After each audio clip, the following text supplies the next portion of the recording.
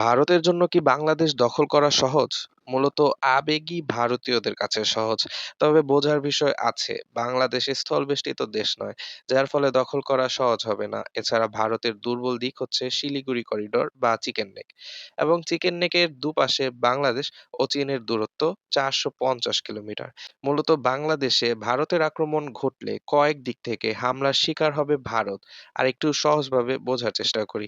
বাংলাদেশে ভারত আক্রমণ করলে বাংলাদেশ চীনের সাহায্যে চিকেন নেক ব্লক করে দিলে ভারতের সেভেন সিস্টার্স বা ৭টি রাজ্যের সাথে যোগাযোগ বিচ্ছিন্ন হবে এবং অরুণাচল প্রদেশ চীন সহজেই দখল করতে পারবে এবং মিয়ানমার দখল করতে পারবে মিজোরামের একাংশ।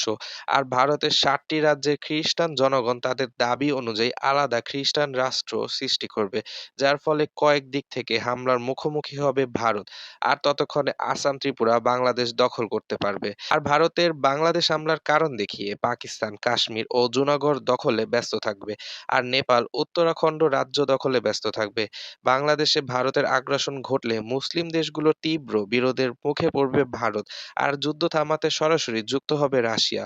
সামরিক দিক থেকে কয়েক গুণ শক্তিশালী ভারতের অর্থনৈতিক ও কূটনৈতিক দুর্বলতার কারণে বাংলাদেশে হামলার বিষয়টি ভারত কয়েকবার ভাববে।